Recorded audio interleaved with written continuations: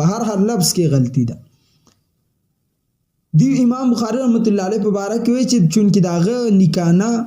نکان چې ونو مسلمانان شوي نو او هغه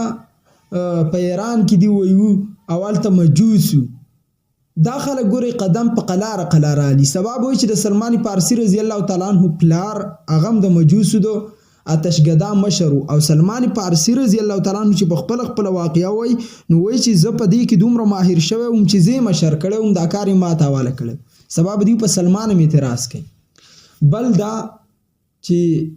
دویم دی را روان دی بل ورځ به چې قران کې راغلی چې ومن اهل المدینه مرضوا علی النفاق په مدینه کې د خلک دي چې منافقان دي نعوذ بالله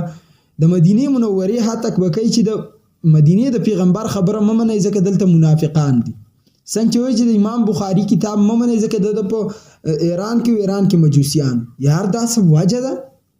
په کعبه کې مشرکان وایي چې د کعبه والا د نبی خبره ممنه اسم وایي خو بیا هم په ظاهره چې پته ورته ولګي چې د خلکو خو عقلونه ختم شوي دي نو په دې طریقه به والله تاوشي دا د دیو کېل دی لکه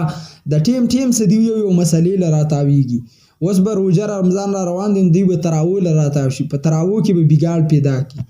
لہذا دا کم اعتراض چې تکه دا عقل هم نه مني پیر صاحب خود د خلکو عقل نشته او نه کتاب سو نه د دین سره رابط راغله نو تاسو به ویلو چې د قران کې چې ذکر کیږي مدینه کې منافقان شته د کعبه خلکو ته کافر مشرک لکه ها په دې بس دی یو بل $1 آیاد شو یو بل د دې په تاساجي به خلک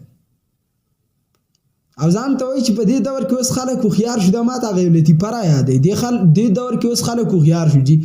هغه چا بچی ته پلار ویل بچیا په خوانه ز خپل دور مونږ به $10 بازار ته ویولې